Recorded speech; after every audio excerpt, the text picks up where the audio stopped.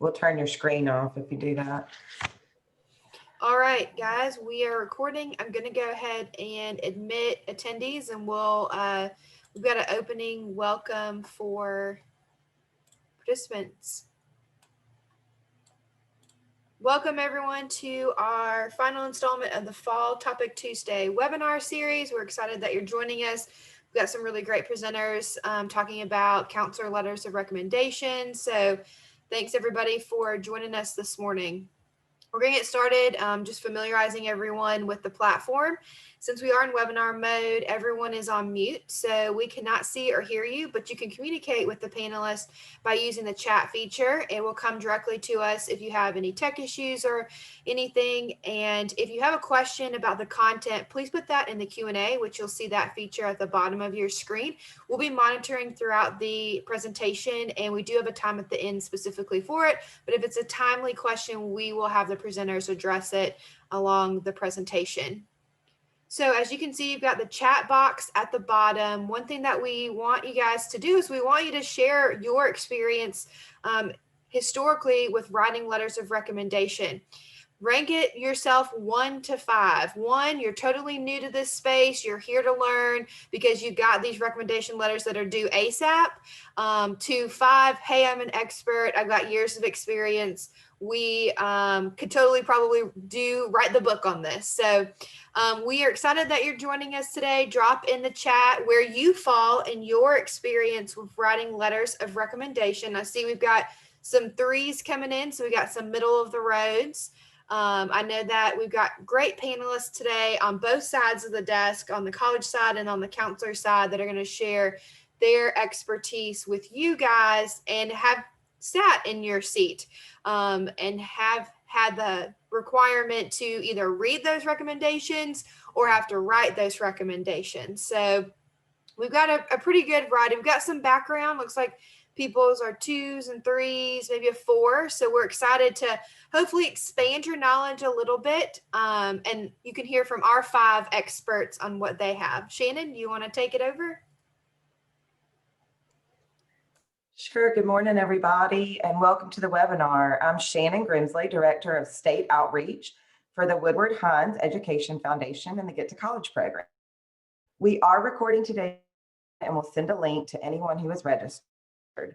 For those watching this recording, today's date is December 8th, 2020, and the material in this webinar is current through the 2021 school year. In today's session, Counselor Letters of Recommendation, you will hear from Colin Dunnigan of St. Andrew's Episcopal School and Thomas Ray of Wake Forest University. They will be sharing great tips and recommendations on how to write great letters of recommendation and how colleges and universities evaluate these letters. I will now share a little background on Get to College and a few logistics about the webinar before we get started. Get to College is a nonprofit program of the Woodward Hines Education Foundation. We have 3 centers in Mississippi, one in Jackson, one in Ocean Springs, and one in South Haven. And we help parents, students, and high school counselors with all aspects of the college planning process and financial aid. And all of our services are completely 100% free. In our centers, we offer personalized college counseling appointments where we can help students know when to apply for admission and scholarships, help fill out their FAFSA, the favorite part of our job, we love the FAFSA, or advise on essay writing and interviewing.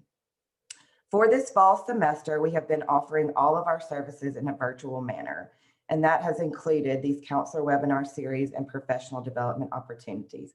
We will see what the spring holds as far as whether we will be virtual or in person, but right now we are all still strictly virtual. We've been holding these webinars virtual, and then also our student and parent workshops. We have also been completing our FAFSAs in a remote way, and we also have 2-way text messaging. So lots of ways to reach us. As Kirsten said earlier, during the webinar, we cannot see or hear you, but we ask that you ask us questions or message us at any time during this presentation. So here's our agenda for the day. We just had our introduction, then we will have our presentation from Colin and Thomas, and then we will have a brief Q&A session, and then we'll give you some upcoming webinars for spring 2021, and of course, our contact information. So you heard from Kirsten earlier. She's our Assistant Director and Project Manager for Get to College, and she's going to help us manage the back end of things here, and we'll be monitoring the Q&A. So before we begin our presentation, presenters always love to be highlighted with bios. I know it just, they hate this part actually, but I would like to share some brief bios for each of our panelists. So first up is Mr. Thomas Ray, and he's Assistant Dean in the Office of Undergraduate Admissions at Wake Forest University. In his role, Dean Ray supports students from the Deep South region of the United States as they navigate admissions and financial aid processes. In addition, he leads programs for prospective students from historically underrepresented backgrounds. Glad to have you here today, Thomas. Second is Colin Dunnigan. Colin is in his 28th year of service in independent school. He is in his 7th year as Director of College Counseling at St. Andrew's Episcopal School in Ridgeland, Mississippi, where he oversees all college planning programs beginning as early as the 8th grade. He has worked in schools in North Carolina, Virginia, Ohio, in roles including Spanish teacher, dorm parent, Director of Admission, upper school head, and Director of Development. And I love you, Colin, I didn't know this. He has coached football, basketball, lacrosse, and now coaches the boys and girls golf teams at St. Andrews. He began his work in college counseling in 2004 in Virginia. Colin has written at least 350 letters of recommendation, most of which were completed without the incessant sarcasm he uses in everyday speech. Glad to have you, Colin. Can't wait to hear that sarcasm. Thank you for being here today, and I am now going to turn our presentation over to Colin and Thomas. So y'all take it away. Thank you, Shannon. I'm going to do probably most of the talking, and then Thomas is going to interject from his side of what he reads as a college admission officer. You're going to see samples today of things I have written, things my associate has written, and things that Thomas has read in his work at Wake Forest. We're really trying to make this as focused on seeing real life examples of what has been written to give you some ideas of what is good and ideas of what is not so good. So Thomas, if there's anything you want to say, have at it. And then I'm going to talk a little bit about this opening slide. Yeah, just glad to spend a few minutes and share some insight and perspective. But, you know, Colin's the man, as you all have heard through that bio. So he's got some great expertise, and both of us together, we're happy to share a little bit about this whole iced tea thing. That's right. It has nothing to do with a rapper slash actor on Law and Order.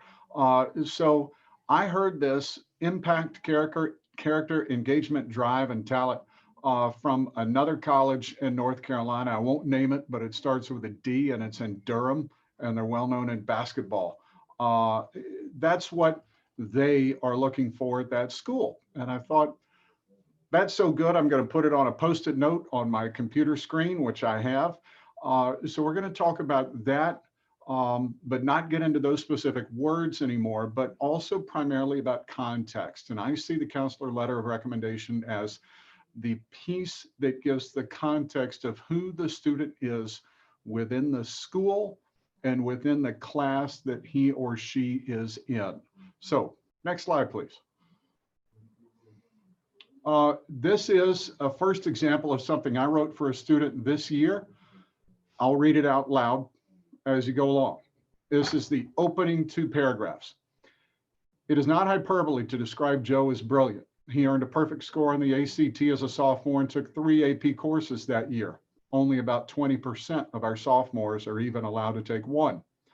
As a freshman, he took 8 classes. We typically only allow 6 and require a study hall as the 7th course. He is, by any measure, a phenomenal student with prodigious intellectual capacity.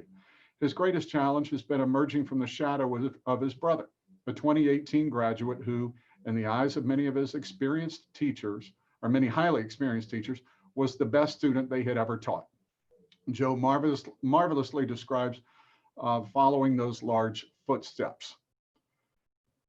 Jack has served as a role model, an inspiration, and occasionally an example of things to avoid throughout my life. Frustratingly, he is also tremendously smart and well known in his communities. As much as I've been influenced by his success, I've also avoided his name to make my own. When I was younger, I frequently liked the same subjects as him and engaged in the same projects and activities. I quickly learned that was not going to get me anywhere because we are, in fact, different people. I have not intentionally tried to avoid his interests, but I've become quite fiercely dedicated to my own. This is a student who's going to be either valedictorian or salutatorian this year at our school. He's strong. And I'm trying to make that clear from the very beginning. And I'm putting that in the context of who he is within our class and with a sibling who was also very strong. And I have increased the use of student quotes in my work, where I have them basically in every letter I write now, unless the student did such a poor job on their questionnaire. And we require a pretty extensive questionnaire of every student and parent, but especially students. If a parent doesn't do it, we don't get into it much with them. But in this case, he gave some great examples of things to use. Okay, next one. This is input that was put on a teacher letter as well. So just take a minute to read that on your own. This is a student quote.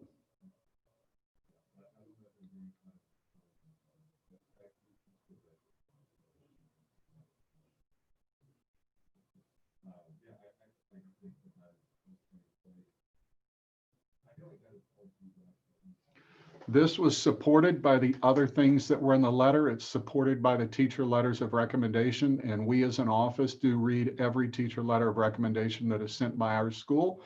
So I felt that this described very well who this individual is and what she would bring to a college community. This is for us an above average student, but it's certainly not our best. Okay, next.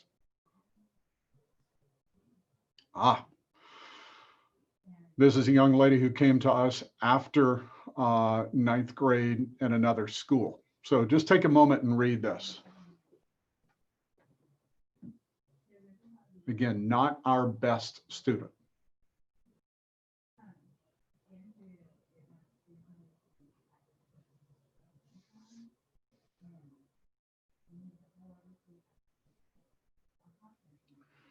You'll see again about context that I'm trying to say what she has taken here to describe her transcript, but not every single course. Trying to pick out a course like AP Psychology that aligns very much with her belief system and what is interesting to her. She wants to study neuroscience at the college level. And has a family background that would make you believe it's legitimate, that we're not making that up, that after a semester she's going to move to art history or something like that. But her own quote reinforces what I've put in context there and makes it a little more real for whoever's reading it. Okay, next. This one is a little scary. Unusual family circumstance, and should it be shared? So take a minute to read this one.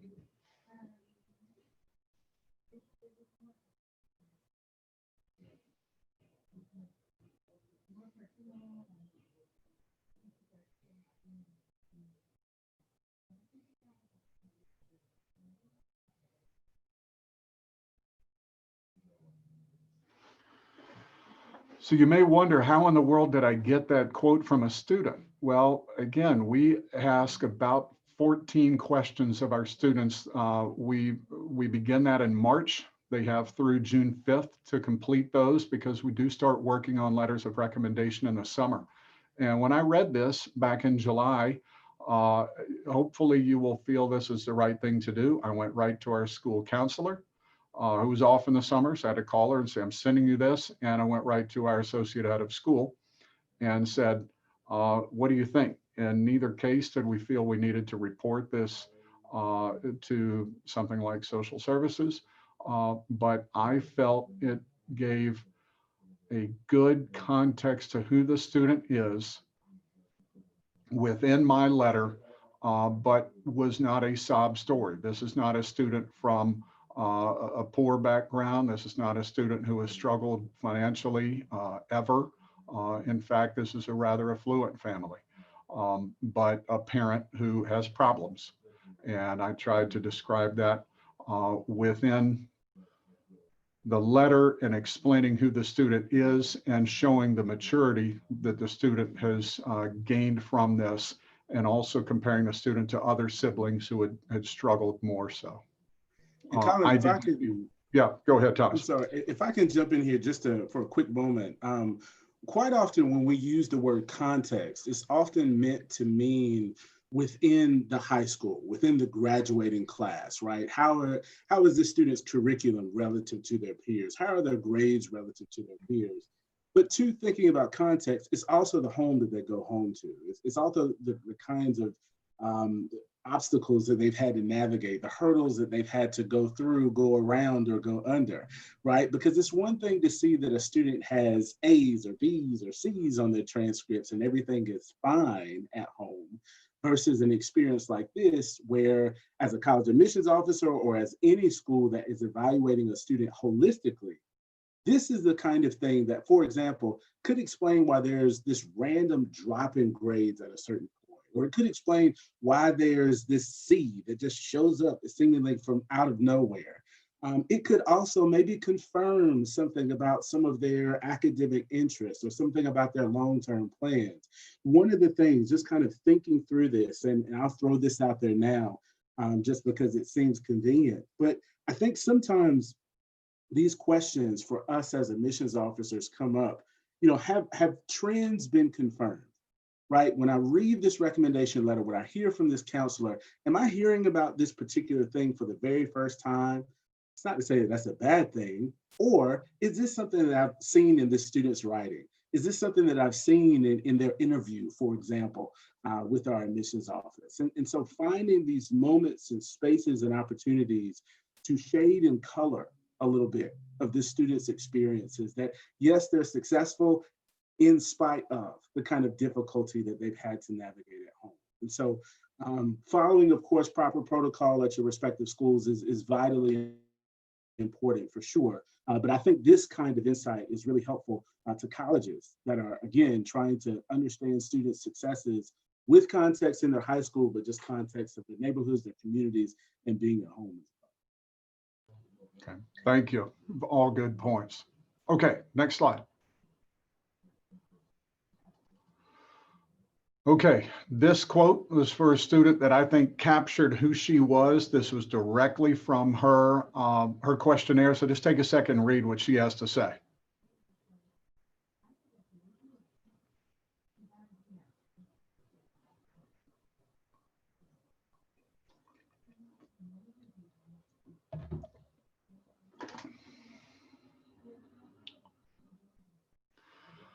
So does this tell me what career she's going to go for? No. Does it tell me what her favorite class is? No. But it tells me that she's probably going to be a pretty good, pretty interesting, pretty vivacious, fun kid to have on campus. And would you want this kid to be in your dorm, eating in your dining hall?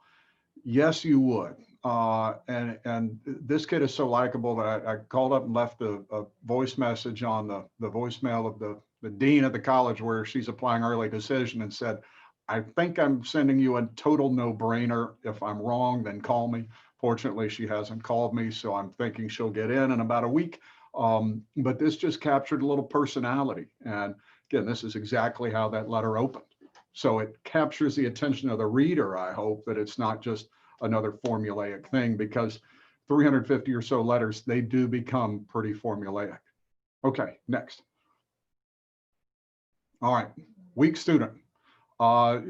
This was not our worst student. I think he was third from worst. And glad to say he's now a senior in college. So I give some examples that, we're a pretty tough school academically, that he did not do well coming out of middle school, that his grades are not indicative of his ability, and the testing showed that, and that there was a change in the past 2.5 years, and you can look at the transcript and see that. and I gave the student, who was always very short with words, realistic input. I still have not reached my full academic potential yet, but I'm surely working to achieve it. It's simple. He was not applying to Harvard, Yale, and Princeton, or Stanford for that matter. So did I have concerns about him maybe painting himself in too negative of a light? Not really, because he's a great person and a kid you'd want to be around. Was just not, he had not hit his stride as a student, but as a senior in college, he has. Okay, next. All right, this one was sent by Thomas. So I want to hear your input on this. This is a teacher letter that was sent to Wake Forest. So Thomas, you can have this one. Yeah, and I'll give you just a moment here. I'm sure if you just really quickly scan through this, you'll see of how basic this kind of recommendation is, that you could, if you wanted, remove the student's name and put in any other, right? And that you could very much reuse this kind of example for any student that you might be supporting their application through. And so, you know, despite the praise that you get here, despite some of the positive notes that come from this particular recommender, at the same time, it is so very basic, broad, vague, that I think, again, this could be used to describe anybody. What do we see and what do we find here that isn't on the transcript, right? Of course, we get context of the nature of the relationship in that second line in the first paragraph. But again, beyond that, I see this kind of very basic regurgitation of what would be in a resume or what would be in an activity list itself. And so again, you can really clearly see the difference, the stark difference between this example and what we've seen so far. And that you don't have any kind of student feedback, and that you don't have any quotes or any kind of just hardcrete data from the school profile even, which again, I know that colleges and universities have access to that kind of information, but this is just an incredibly broad letter that you want to avoid if at all possible. I recognize that not every school might do like Colin and St. Andrews and having the kind of form that a student completes to help you build out the resume. But just know that even if that's not the case at your respective school, if a student comes to you and, hey, I need this recommendation, if at all possible, avoiding this kind of example certainly will go further in evaluation than submitting something. Yeah, the thing that sticks out to me, this is a teacher letter, and it mentions 4 of her activities. And if you happen to read your teacher letters, they should mention 0 activities. They shouldn't mention anything outside of what life is like in that classroom, and say, here is this student within the context of my math class. All the other stuff, if I were writing the letter, I probably wouldn't even mention any of these things that she did in my letter. It's all in the application itself. The counselor letter can get into details of who the student is. Again, the context, I hate to overuse that term, of who they are within the class and the school, and the sorts of things about their personality, their morals, their character, and what they're going to bring to a college. Okay, next. All right, this is a shocker. You're only on slide 1. This was another sent to Wake Forest. I've changed the names, and you see the school is called School. I'm not going to read the whole thing, and you're not going to read the whole thing either. Otherwise, we'll finish our seminar. But just read this first part.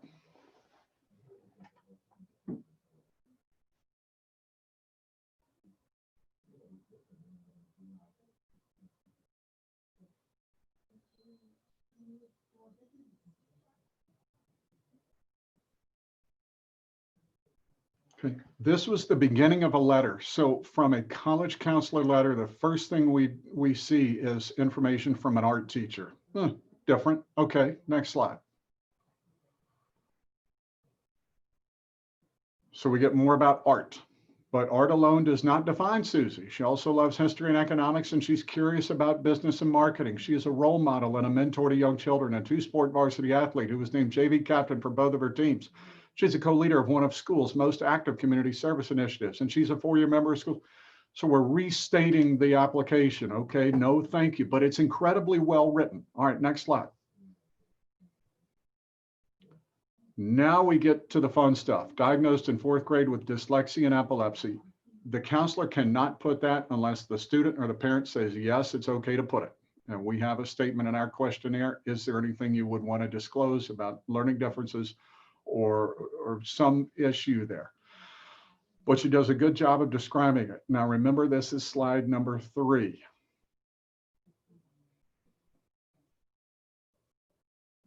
Okay, next slide. Slide number 4. We get the dyslexia epilepsy part again, 4th grade. Now we get whether or not she's going to take a foreign language. Okay, slide number 5. And this is still not the end. I read the whole letter, and I want to give you a warning. If you take, for example, Georgia Tech, they now do what's called a committee-based review. So you have one person who reads a file to look at the non-academic factors, and another person who reads a file to look at the academic factors of a student. They try to take about 8 minutes to read that piece for each file. You couldn't read this whole letter in 8 minutes. Well, you could, but you would have to read fast because it was, and Thomas can attest to this because he sent it to me, 3 pages long.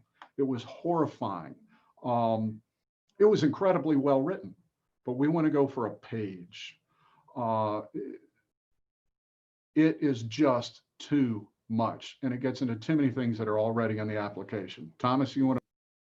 Definitely, Colin, you took the words right out of my mouth. And I should say, this is 3 solid pages, right, of slimmed down margins, smaller font. This is 3 solid pages of text, which I think if anybody came across, they'd just kind of be deflated generally to know that they had to go through all of this first and foremost. But then secondly, to try to pull out these really integral or these essential parts of the letter, that becomes a little bit harder because it's a lot easier for you to communicate what you want me to know and understand about the student in a much more succinct 1-page letter than it might be in trying to write 3 or 4 even. This is actually an application that I've read this year. And this was certainly one of those kinds of things that, again, coming to the end of that first page, it definitely, I almost needed to take a break at that point before going further anymore. And I think too, it's important just to kind of note, and I know you know this, we read everything that you submit. And of course, we'd like to think that we're in the best of moods at the end of that application, regardless of how many pages or how many recommendation letters total that there might possibly be. But let's face it, when you've got a day's worth of work ahead of you, all of these applications to review, one after the other, as best as you can keep those comments and those observations and that context, in that iced tea, I'll put it that way, keeping that to a page, the better I'd say that admissions officer is going to review that application, the better kind of light that they're going to see it in, just in that knowing, again, it's to the point, gave me what I needed to know, and was able to go forward in understanding this student. So just, this is what you want to avoid. Again, well written, as Colin has mentioned, but 3 pages is definitely a bit much. Yeah, so next slide. And next slide.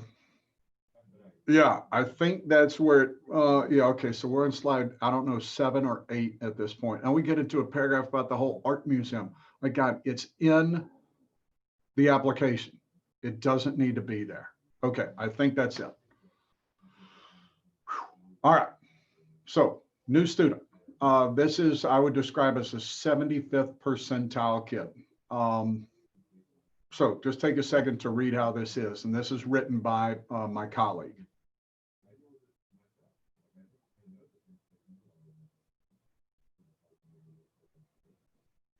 One of the friendliest, most responsible, and most considerate students with whom I have ever worked. That says something when a person's in their 9th year of working at St. Andrews. And then we get into the faith of the student a little bit. Next slide. And the Baha'i faith, which I'd never heard of till I had a student who lived by that back in my Ohio days. But here's what the student has to say about it.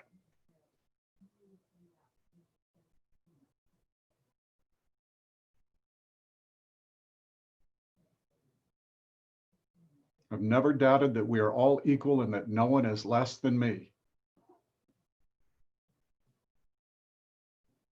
We should love each other regardless of background. Again, is this a kid you want on your campus? Yeah, because we've had the student here on our campus for her whole educational career, and we wish we had 100 more like her. So, nice job. Okay, next one. Now her academic context. So we got the personal part, and here's who she is as a student. 5 honors and 4 AP courses is a typical rigor for our top students. That doesn't mean our very top, because our very top students this year would have had anywhere from 6 to 13 APs, although we have scaled that way back, and we're now limiting how many APs a student can take for mental health. And we get into the piece about languages and travel, which is supported by the student's application. Okay, next slide. So now we know Sallie pretty well. This is another from Thomas. I read it and have my opinion, but Thomas, I want to hear what you have to say, because I've got my opinion. I'm actually gonna kind of poll our audience, if you don't mind, first. So I want to give you just a second to read through this particular selection, and then in the chat, if you just answer the question, is this too blunt? Yes or no? I just want to get a pulse of the audience here before I start talking.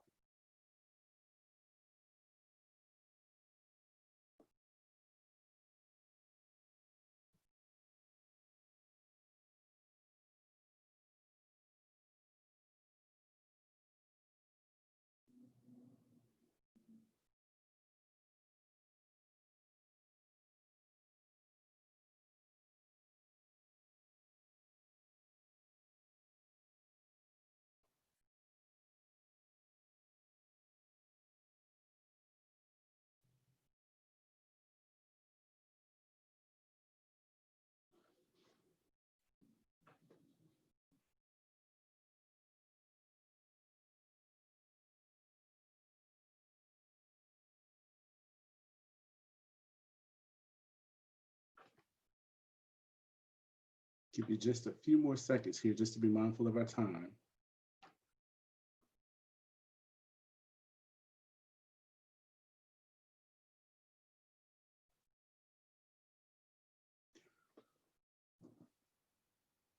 This is not something that I see often. To find a counselor who is this direct, I'm more likely to have this kind of exchange with a counselor by phone than I am in an actual letter. And so, I'm not going to say that this information isn't useful, because it is. This kind of information is something that, when I think about the whole process and kind of that long term and the many ways that we evaluate students and the different things that we're looking at, again, holistic evaluation, these kinds of notes and this kind of information is helpful to us. Again, understanding context in the broader sense.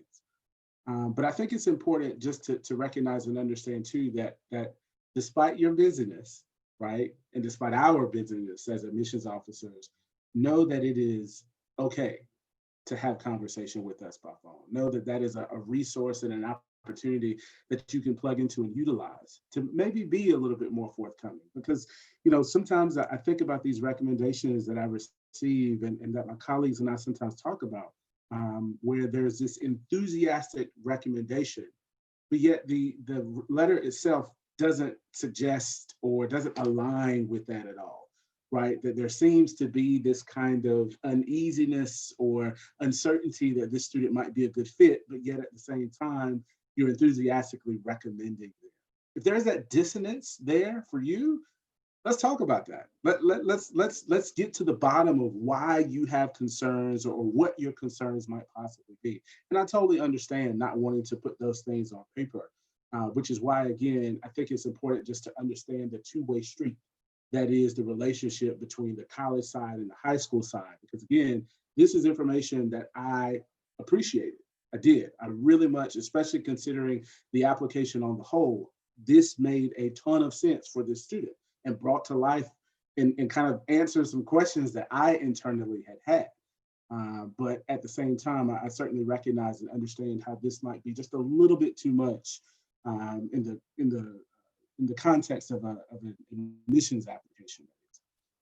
But at least for those that responded, clearly we're all on the same page about how we feel about this might be just a little bit too direct. Colin, what do you think? I was so struck by this one because I know the school that it came from. It's in the Southeast, a very well-known independent school. And golly, who is this person? And I looked, and the title of their position is Director of Communications. And I don't know, maybe it's because they've had some turnover in their office. Maybe they're trying to farm out different people to write letters. I don't know what happened, but if this one came across my desk, I would say, stop, go back and redo. Okay, next one. All right, this is a growing trend. And that trend is to have subject headings and to make very clear the items that you're talking about and not just make one long narrative in your letter. So, and you're going to see the entire letter here. Yeah, thank you for that. Manessa, you wrote there that the last two sentences here were horrendous. I don't know the person well, but I'm going to give them my enthusiastic or full endorsement. Well, if you could damn with more faint praise, I don't know how. So yeah, just all sorts of do nots in that letter. But this is another letter that went to Wake Forest, and I really enjoyed it. And frankly, we have not moved to this within our office yet because, blunt honesty here, we move slowly. We don't change without lots of thought. So still pay attention to this distinctive quality. So we learn who the student is right from the beginning. Academic highlights. They do a really nice job of putting who this person is in context, especially around French. Okay, next one. So co-curriculars. I have gotten away in my letters from mentioning almost anything that is in a student's application. When I started doing this 16 years ago, I wrote more about a student being good on the field hockey field or good at tennis or basketball or dance and things like that. And I've tried to get away from it so that I can just provide more things that that an admission officer would not know about the student within the context of the application. But if it's something that takes up an inordinate amount of time that they're really good at, then it's going to make my way there. Or if I see a student on our campus who is clearly heads and shoulders above others and for whom that identity is so important, then I'll make it part of the letter. Areas of impact. Go back to iced tea. That's the first one. So we're learning within this letter about their engagement, about their drive, about their impact on the campus or outside of the campus. Okay, last part. All right, and the final reflection. Jake's maturity belies his chronological years. After listening to Jake expound on a topic, strangers will often mistake him for a college student. So we know we got a pretty mature kid. Content with who he is, his biggest struggle will be in limiting his major to one interest. It's another part where I used to try to project too much of what a student would do. We get a lot of students here who say they want to be doctors. And then a semester in, they're suddenly studying business. First year biology, if they haven't had AP biology, sort of kicks them in the tail. This, however, nicely wraps up who the student is as an individual. So those subject headings, make it, in my opinion, a little easier for you to write about the student. They stay on subject. And full disclosure, if my colleague and I write a letter of recommendation that is 1 page, and we don't do single spacing, there's some room in there, we feel like we've written too little. Sorry about that, Thomas. We normally go over to a 2nd page, but we read one another's letters. I think they're pretty well edited. We will probably go to something like this within a year or 2, because we are hearing more and more from colleges saying, keep to the point, make sure it's tangible, that it's real, and it can't be too long, because the amount of time that officers have to spend on email and committee and the number of messages they're getting from kids because they're so accessible is pretty stunning. So that's just something to think about within your own writing and in the years ahead. Definitely. And you know, this is certainly something that Shannon had mentioned. That a lot of my work in the Office of Admissions at Wake Forest is within schools in the Southeast. I've had, though, the opportunity to do some work in the Northeast and in the Midwest as well. And even as I think about some of my other colleagues, this seems to be, for many, kind of the way that the recommendation letter is going, generally speaking, across those different geographic areas, because it allows you to sharpen that point in a very direct and a very clear way that, again, communicates what you would hope or what you want to communicate to those admissions officers, instead of leaving so much up to interpretation. Personally, I think that might be my favorite kind of recommendation letter. If not, it's really close to the top. I sometimes think about folks who, for example, maybe wouldn't consider themselves to be the strongest of writers, right? That maybe they don't necessarily have. I know you make the time to write the best letter that you possibly can, but this too kind of streamlines that process a little bit. I've seen recommendation letters too that are bulleted lists. Sometimes that too allows you to kind of roll through that recommendation a little bit more quickly than in others, and having kind of, again, this longer narrative to push through. I'll kind of walk back those comments just a little teeny bit. You know, I'd said keep it to a page, but of course, to Colin's point, if it spills over, it's certainly not the end of the world. I often think about the line between high school and college, right? There is no straight line, right? There's all sorts of curves and hills and bumps. And for some students, they circle around themselves to get to that point of college. And it's the hope that the recommendation kind of brings some of those things to light, or at least helps us understand how and why certain things have happened. I think about some of these school reports that I've seen, and sometimes it shows up in a recommendation, where counselors talk about, for example, students who are maxing out curriculums in particular areas. I've seen a few other times for schools this year who say, for example, 30% of our senior class is enrolled in whatever nomenclature you might use, honors, AP, advanced, whatever, and helping to bring some data to understanding context within the senior class. It's one thing to say they're taking 8 of the 25 AP classes offered here, but if 8 is, you know, beyond, if 8 requires approval, for example, or if 8 is really at the tip top of your graduating class, or if 8 is really not all that impressive, that kind of context, again, helps us tremendously. It may be in the profile, and if it's there, great. But if there are these kind of nuances about your particular school or your curriculum, sometimes that recommendation could be a place to just kind of mention it or throw it at us, just as a point of emphasis, at least. You know, as we kind of move through these applications as much and as often as we do, whether it's through CBE, like Colin mentioned earlier, where admissions officers are focusing on particular points or portions of the application, or if we're doing things in a more traditional way where the application is read and passed off to the next, that recommendation, again, can really, truly be helpful to us. Please don't think that we are just not really giving time and effort and energy to those letters. Because again, we read everything, and they're incredibly important in understanding a student beyond just what they're telling us, right? Because there's certainly something there can be a stark difference between that presented self and that actual self. And so in finding and understanding again how and why students have gotten to where they are, sometimes you as a counselor, that's the only way that we know how and why they got to those places. Sometimes your voice and your comments and your expertise, how you've seen the student grow, right? Of painting this picture that it hasn't always been rainbows and unicorns and sunshine, right? Providing that kind of information is again, something that is incredibly invaluable.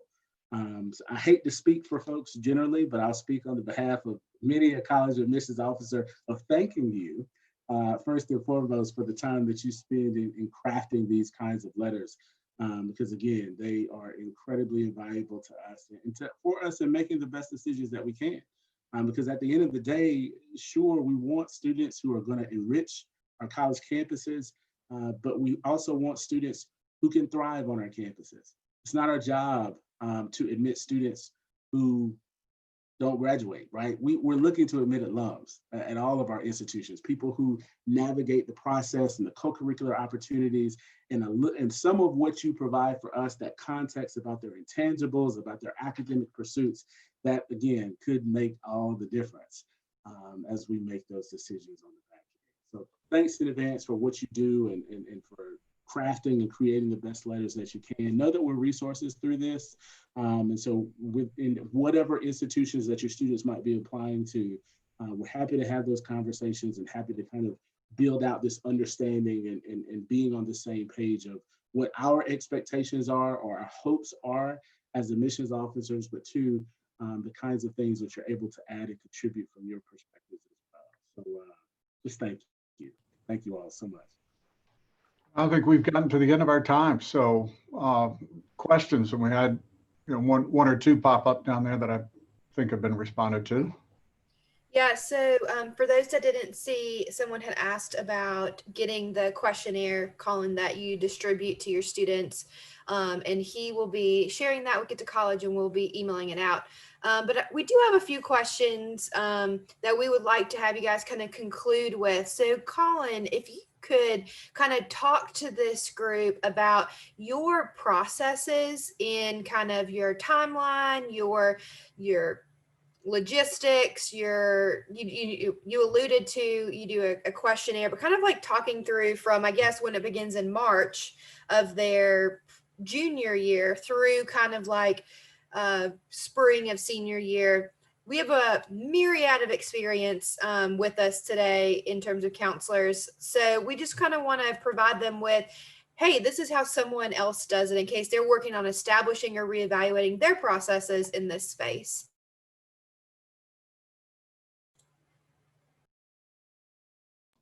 I'm off mute. We started meeting with our juniors individually, and we split our class between the two of us as college counselors. We begin it in November of the junior year, because by November 1, the majority of our students have applied to colleges and our letters are done, because most everybody's going to apply early action. They may have work they still have to do, they being students, and we read all of their essays, provided they give them to us. But we can start meeting with juniors in November. So by the end of next week, I will have met with 2/3 of the juniors that I'm assigned to. I'll meet with the rest of them in January. I'll give them a write-up of our meeting together.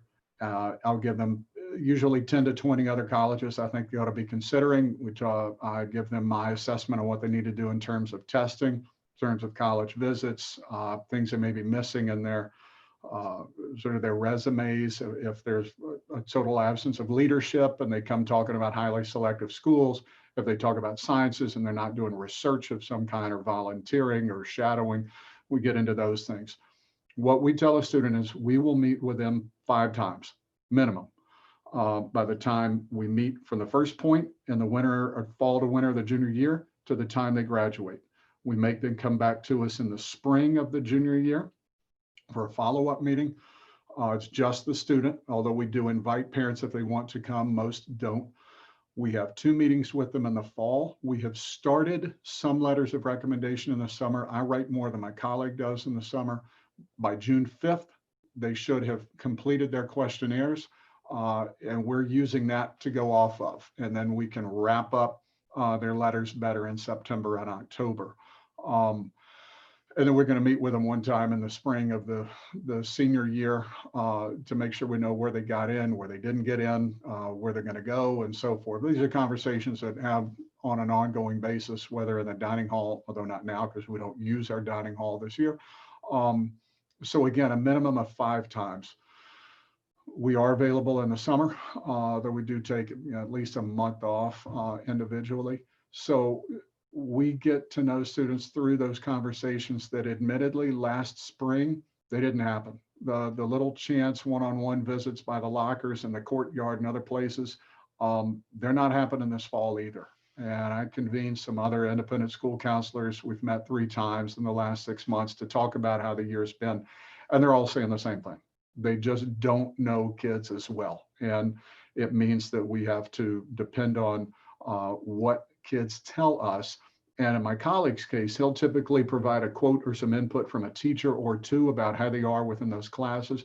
I normally don't, but that kind of thing is fine as well. We just make sure that they're not the teachers that are being used for other letters of recommendation too. But that's how the process goes generally. I hope that helps. Yeah, I've got one more question for you, Colin, that just came in. Then Thomas, I've got a few questions for you. We had a counselor that brought up that oftentimes she runs into students asking a few days before it's due for a recommendation.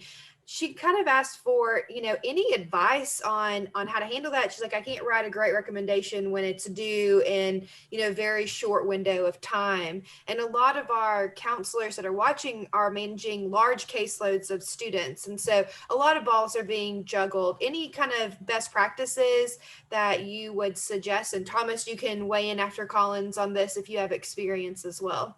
So let me go first, and then Thomas, you chime in after that. So I got a couple of thoughts. Number one is if you can find out somehow, some way from your students by, let's say it's August 30th, September 1st, something that says, will you need a letter of recommendation for college? We know, for example, that in the public universities in Mississippi, you're not going to need it. At the honors colleges at the University of Mississippi, a counselor letter is going to be needed. It's not going to be needed at Mississippi State. I think it's needed at Southern Miss. You're probably going to need one if you're applying to Millsaps, but no other school in the state is going to need something from you. If you can find that out early from people and be able to manage it, and maybe even going back to the spring to at least get some idea of who's going to need a college, where they're thinking of applying, or who's going to need a letter, that would help. If a student comes to me and says, hey, I've got something I have to apply for in 2 days, I have a very unfortunate answer. It's not going to get done. And if it is, I'm going to be pissed off while I write it, and it's not going to go well. So I have had situations where students are applying to Texas A&M, University of Michigan, which are hard and fast on their deadlines. With most other colleges, let's say it's a November or December 15 deadline coming up. That application from the student, the essays, the application itself, December 15th, that is the most important date for the student. If my letter gets in usually 3, 5, 7, 8 days late with most colleges, it's not a problem. Whether it's Harvard or Haverford, I've never had an issue with something like that outside of those other colleges that I mentioned, A&M being one of them, where if it's not in by a certain date, you're out. Usually have been given some more time. That date is hard on the student, not as hard on the counselor. Thomas, can you speak to how y'all handle that at Wake Forest and what you hear at other schools? Yeah, so that's 100% correct. That deadline is very much about the student's contribution, and we add pieces to the application long after submitted all the time. And so if you find yourself in that kind of situation where you're under that pressure, so to speak, or you have that short timeline to turn around a recommendation letter, even if it goes beyond that particular deadline by, a few days, it's not a huge issue. I think in some ways you could turn the responsibility back to the student and say, well, it's my expectation of you to write to whatever admissions officers that you're seeking admission to and tell them this is what's going on, because that at least is kind of a trigger to me that, oh, I might need to add a note to this application or make sure that our processors are looking out for this. Because of course, working with everything digitally and electronically right now, things happen, right? And things get kind of lost in cyberspace sometimes. So we're just putting that onus of responsibility back on the student to make sure that we as admissions officers and offices are just aware that something is forthcoming. That at least will kind of help in the completing out of their application. But yeah, not a huge deal if a council recommendation comes in a little bit later than the posted deadline. Yeah, back when I had like 2/3 of a head of hair and not a third, when I started this, we sent every single transcript and letter of recommendation by certified mail. And this was a school with a budget that was not good, small town, but there was one time where a school had lost something or didn't get sent, and the college counselor before me said, I made the decision to send everything certified. We spent a fortune on mail. Not anymore. And we end up with some things lost, frankly, within our state. Sometimes it happens. One particular school, not going to name it, but those occur, but it's much less than it used to be. And if an item has to get there a little bit late, especially the way Thomas describes it, hey, you need to let them know it's going to be late because you decided to apply late or inform me late. We really don't hear much grief about that. So give yourself some time to take a deep breath and not try to choke out the student before you write that. And I think too, I noticed with my son applying to colleges, like for example, the Honors College at Ole Miss, their early application deadline, the student had one deadline, like Colin was saying, but the counselor recommendation letters were due 2 weeks later. Isn't that correct, Colin? And they had that date published. But I know, as Thomas said, when I was a college admissions counselor, we did everything we could do to get those applications completed. And as long as the student was doing their part, we would sometimes communicate with the counselors. But I think the selectivity of the colleges might have to be something you consider. If you have a super selective college, they're probably gonna be a lot stricter.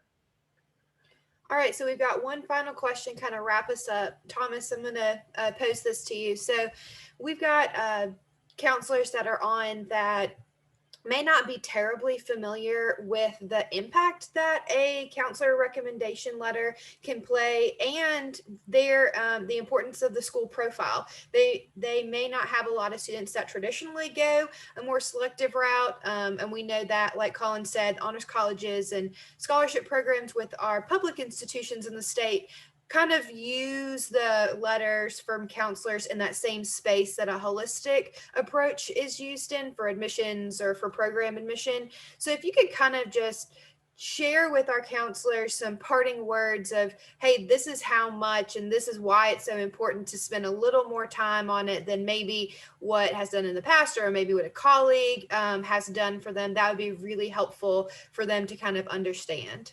Yeah. So as I kind of mentioned there towards the end of our actual presentation, you as a college counselor have the opportunity to really kind of paint this picture or to help finish painting the picture of this student and their experiences.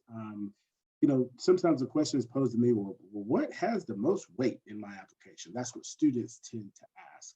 I'm not asked the same question from parents nearly as much or from, teachers or counselors as much, in part because they recognize that academic profile is really, really important.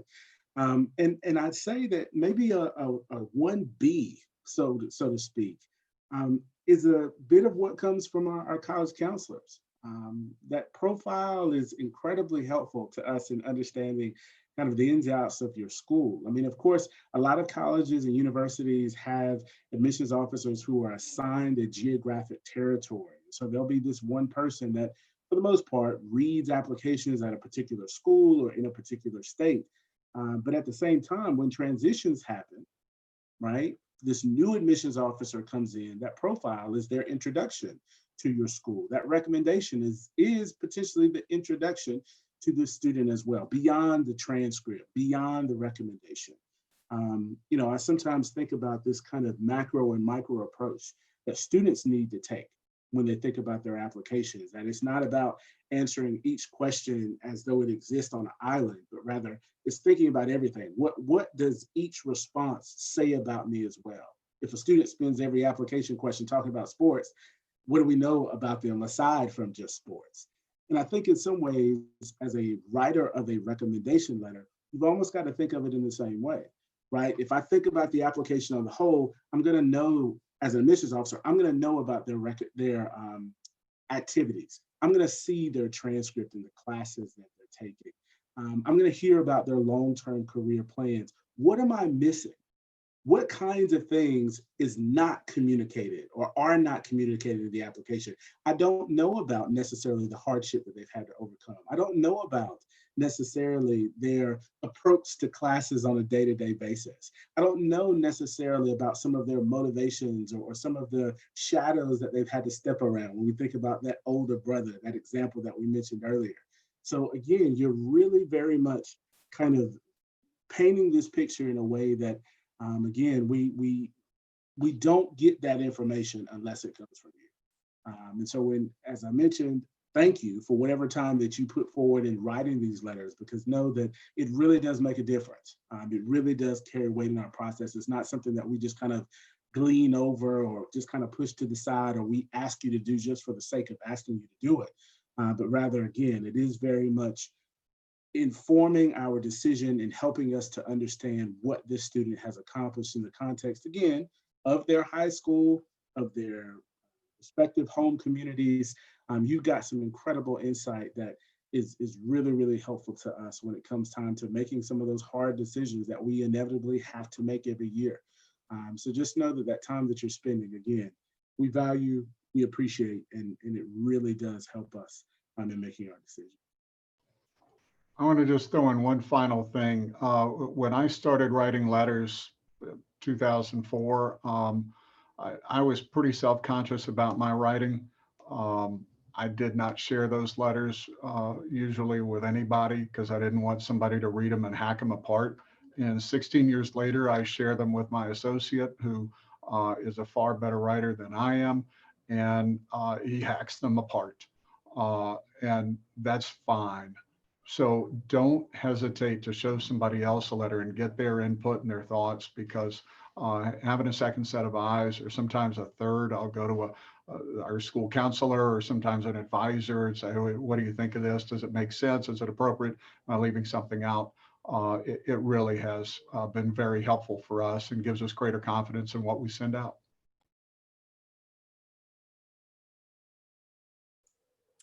All right. Well, we are a little bit over time, but we wanted to just kind of wrap up and let y'all know about some things for the spring. So thank you again, Colin and Thomas. What an informative and helpful presentation. For those of you listening, we will recording for this webinar in the next couple of days, and we will also post it on our YouTube channel. Along with, since this is the end of the series, we will be posting all of the Topic Tuesdays for this past fall. So if you missed one, you'll be able to pick those up on our YouTube channel. Also, we would appreciate it if you would complete this short survey that will automatically pop up at the end of this meeting. Colin and Thomas are just dying for that feedback. But all jokes aside, if you fill it out, this will give us good feedback on today's webinar so that we can keep improving, because this is something new for us.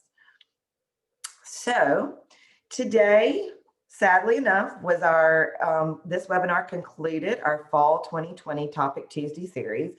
But exciting news, we will be continuing the Topic Tuesday webinars this spring with a whole set of topics. So I won't read them all to you, but our very first one will be in January. You can see all those on the spring. We've got some different topics this spring that I think you'll be interested in. Our first one on January 12th is going to be not just about ACT, but how to interact with ACT during these times where they are flooded with calls and emails and students have tons of questions. So we'll have a representative from ACT, and then we'll also be there to answer your questions about that. So that will be the first one in January. And then as you can see, we have a whole new set of topics, and some of them are a little bit different, anywhere from resources for personal finance to working with homeless youth, and then a session on color blindness and microaggressions by the William Winter Institute for Racial Reconciliation. They did one of the presentations this fall and it was really well received. So we've asked them to present again. So look for those. They are all already listed on our website. So I encourage you to go ahead and register as soon as possible. These webinars are listed under the Educator tab and then choose Professional Development. While you're there registering, please check out all our other resources for you and your students listed under that Educator tab. Also, please remember, if you've participated in 5 webinars this fall, you will have the opportunity to apply for 0.5 CEUs. And if you have participated in all 10, you'll have the opportunity to apply for 1 full CEU. We are in the process of receiving that CEU form from Mississippi College, and we will email it to all participants if you participated in any of the fall semester topic Tuesdays, and we do have a list of those that we get from Zoom. So we'll get that out as we get that CEU form from Mississippi College. So also some upcoming training opportunities that are coming up virtually. Kirsten has been conducting college and career readiness teacher chats over the last semester, and she will continue those in January, February, March, and April. So if you yourself are teaching a CCR class, or if you have colleagues who are doing that, them to join in on those chats. And then we are going to have just one. We had multiple this fall, but we're going to have just one ACT instructor training led by Stephen Brown in our office, and that will be on Wednesday, February 10th from 9 to 12. That registration, I believe, is already on the website, and you will also have an opportunity for CEUs there. So remember, just one opportunity, so pass that along to any of your teachers or coworkers who are interested in getting that ACT instructor training. So again, this concludes our fall 2020 topic Tuesday. We hope y'all have enjoyed it. We look forward to the spring. We hope everyone has a great season and a much needed break. Here's our contact info on the screen. So as always, if you have any questions, let us know. We will be working all the way until December 24th. I know many of you won't be. And then we will be back on January. Get to college, we'll have a little break as well. So we look forward to it. And Thomas and Colin, thank you very much. And we hope everyone has a great weekend and a great holiday season.